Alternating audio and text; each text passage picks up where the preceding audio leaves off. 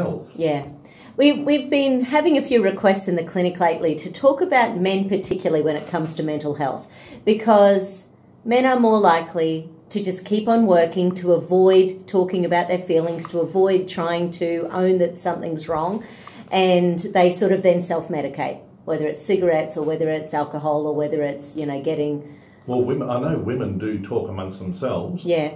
And men are much less likely to. Oh, yes, you don't talk about those things. Yes, pretend everything's okay. That's good, yep, it really works. But the problem with this is that because so much of our health is linked in with our mental health, if we are thinking and stewing over something or suppressing something, year in, year out, I'm not talking for weeks or months, but these are many men can do it year in, year out, staying in jobs that they hate or being in marriages that aren't working for them, or, you know, just really being challenged with life and not making a move to make a change, it impacts on their health. What about all the lads who, well, we go back to Vietnam, even World War II, but of course it wasn't spoken about then, or World War One. But we all know about the stress that's involved with these young lads and girls going into fields of conflict. Well, in the Courier Mail today, one of the Liberal National Party's new members, in his maiden speech, spoke about post-traumatic stress disorder and urged sufferers to get help in a heartfelt maiden speech in State Parliament. In a day of tears on the floor of the House, the Member of Parliaments, they rose one to deliver their first address, and the new Buderim MP, Brent Mickelberg, revealed a dark time in his life when he contemplated suicide as a result of the trauma he suffered while serving in the army, including a stint in Afghanistan. And there'd be a lot of lads and girls in the same boat. Yeah, like even young boys, and I'm talking between 4 years old and 14 years old, 1 in 7 of them are classed as having a mental health issue these days. So, but we're talking everything from ADHD to anxiety and depression, suicidal tendencies.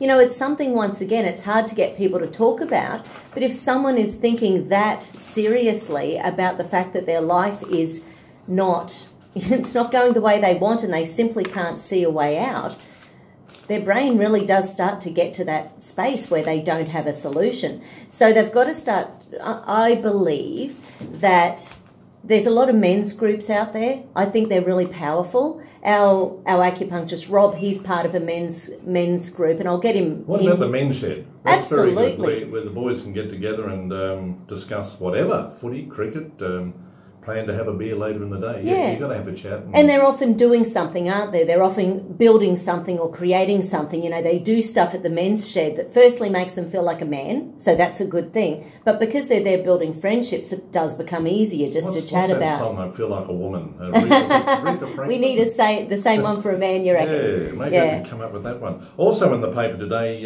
this is very interesting, taking hormone, we're talking about mental health. Yes. Taking hormone replacement therapy to cope with menopause may benefit the brain and stave off memory loss. Yeah, so basically testosterone and estrogen really affect the way the brain works. So Georgia, our naturopath, she read a whole book on how those two hormones affect the brain with every decision we make, every thought we have. Now, obviously, everyone knows that, well, no, okay. So I'm being facetious here, but, you know, the whole concept is that men think about sex, you know, every minute of every day sort of thing. How is Georgia, by the way? She's doing very well. Still with that boyfriend? Not at the moment. Oh, good, I'll be around. So we're sort of in that space where testosterone really boosts those urges. So that is a sign, like if that's not working, that's a sign your mental health is at risk. If the libido's low, if we're not having sexual inclinations, it's a sign that that hormone isn't activating the brain. So in the same way for women, estrogen, so when we have a good libido, when we have a good sexual drive, and I know there's a lot of people, and I have so many clients who come in and they say, I would be happy if I never had to have sex for the rest of my life. And quite often they'll say to me, I want you to help out my hubby, but don't do anything in that department. So, which, you know, you sort of go, not sure you can help the health without helping all of the health, you know. But it is interesting that some people lose that urge and never ever think they're going to get that urge back again. But it really is a sign of impending mental health problems such as dementia. Tell me this. A man who's returned from active service, or a woman, do they initially know when they do have depression post-stress traumatic symptoms, do they know in the early stages that they could be suffering this condition, which deteriorates and gets worse and worse? I think because they're in such an extreme condition overseas. Let's face it, if we had to do what they do all day, every day, having that life-threatening fight and flight response all day, every day, needing to run on adrenaline, cortisol, and then coming back to life, how do you switch that off? Well, you don't. You don't. It doesn't magically switch off, which is where, having their good psychologist to talk to, having their good psychiatrist who may choose to help them with medications. But also, once again, like Dr. Joe was saying, looking at the nutritional status in underneath there. So I think they will obviously look at things like nightmares. Are they getting those flashbacks?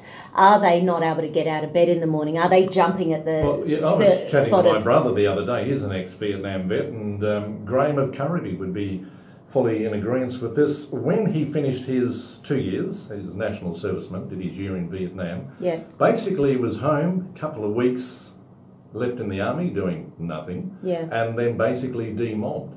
Now, that's going from the jungles of Vietnam or the deserts of Afghanistan or wherever, straight back into Civvy Street, and I said to my brother, would it be better if they did at least another 6 months, clerical duties, whatever, back here in Australia in the armed services, so they can step down slowly? I might be totally wrong, I don't know, but there's got to be a solution. If we're going to send these boys and girls overseas and subject them to these horrors, we've got to look at a way of bringing them back to Civvy Street normal. Yeah, and I think the problem is, and this certainly happened with one of my clients' son-in-laws just recently in Townsville. So he's up there in the army getting depressed, but if you admit that you're depressed, you can be... Well, it's not manly, is it? No, it's not manly, but you also lose your job. So many of they're often not talking about the mental health because they lose their profession, they lose their job.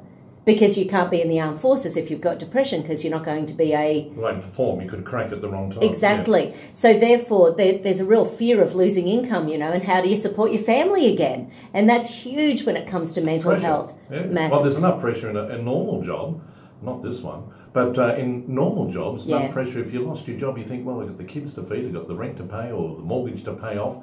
There's pressure just in Civvy Street, let alone in the armed forces, where you do get a lot of horrible outside pressure. Exactly. And that's where groups like Mankind, I think is the name of the group that Rob belongs to, it's where things like that are really beneficial, because it's men talking to men, it's men who are trained to get guys to open up about things.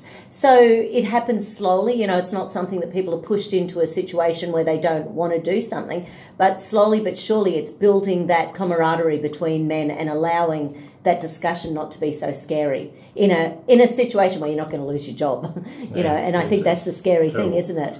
Well, the fear of losing employment when you rely so much on it, that is, it's always been in the court of the boss, the employer. Yeah. Hey, just changing the subject a little bit, I know you love driving a little red Corvette around town. I do. However, Uber, have you ever used Uber? I have, but I've never paid for it, so I've always hopped in with other people Ubering. Oh.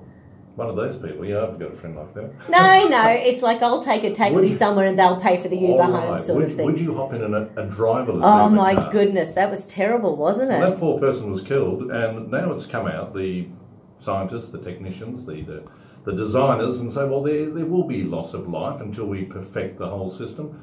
I wonder how many people are going to be killed or maimed while they perfect the system. Yeah, it's a little bit scary. Yeah, I prefer to have a driver behind the wheel. Me too. We'll come back right after this at Bay FM, Frankie Valley and the Four Seasons.